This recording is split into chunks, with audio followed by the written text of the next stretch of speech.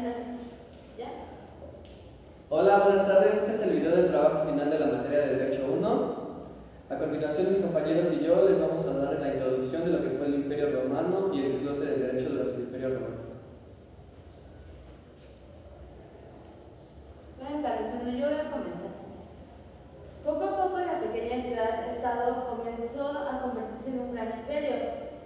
Por eso fue importante cómo fue gobernada Roma.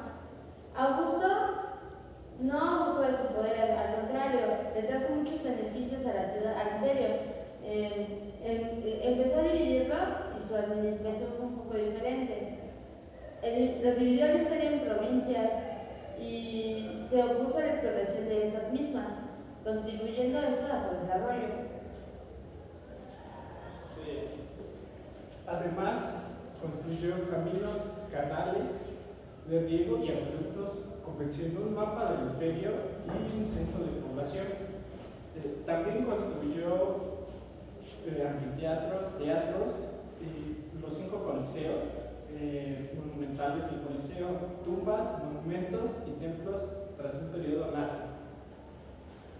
Bueno, este periodo anárquico llega al poder Diocleciano, que lleva a cabo las reformas principales en las que los dos Augustos seleccionan a 2 Césares para llevar a cabo su gobierno. Sin embargo, Constantino, después de este periodo de paz, abolió el sistema una vez convertido al cristianismo, instituyendo la libertad del puerto, y los siguientes sistemas que dieron paso del imperio a la monarquía.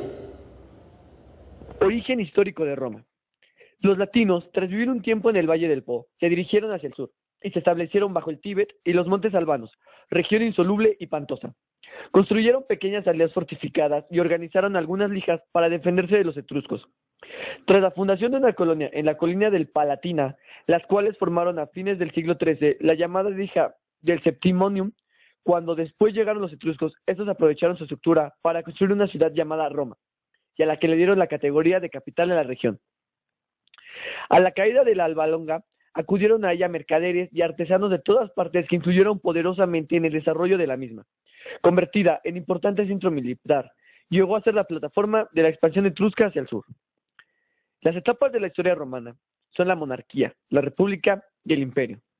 Su organización política se vio regida por patricios, plebeyos, clientes y esclavos. Los patricios constituían el pueblo, eran descendientes de las familias iniciales que se instalaron en la ciudad. Los plebeyos eran los habitantes que carecían de tierras.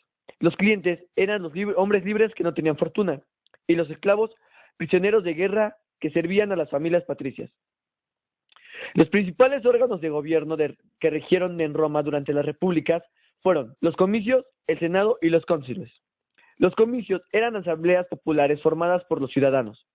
El senado, una asamblea formada por 300 miembros llamados senadores, que dirigía la política y la economía.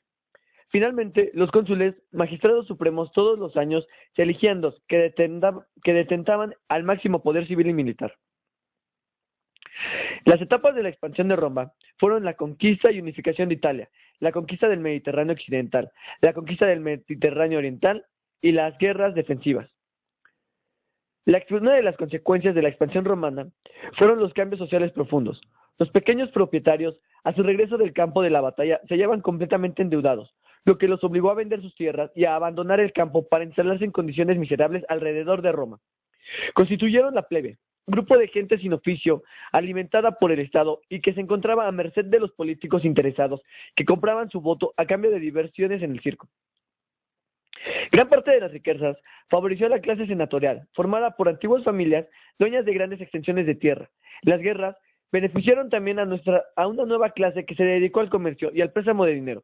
Se les llamó caballeros u orden ecuestre. Las conquistas multiplicaron el número de esclavos. La mayor parte de ellos eran prisioneros de guerra.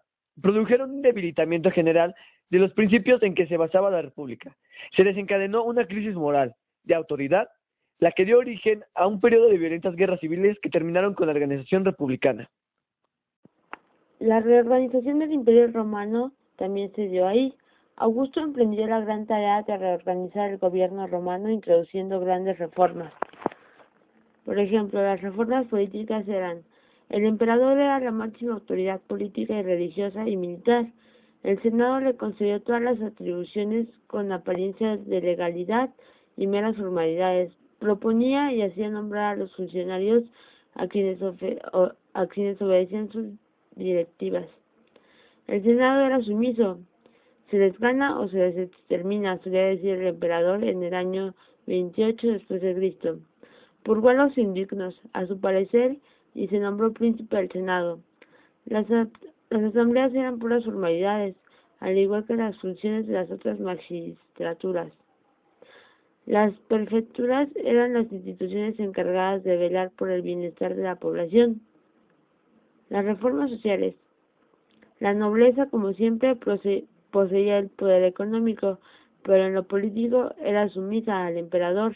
La clase media había desaparecido, aumentó en cambio la de los plebeyos, que en su gran mayoría eran desocupados y se conformaban con las donaciones que les daba el gobierno, en dinero, cereales, agua, juegos y espectáculos públicos. A los burgueses se les ganó fácilmente, dándoles cargos en el Senado, puestos de inspectores financieros, gobernantes de provincias menores y prefecturas. Los esclavos habían aumentado por las guerras de conquista.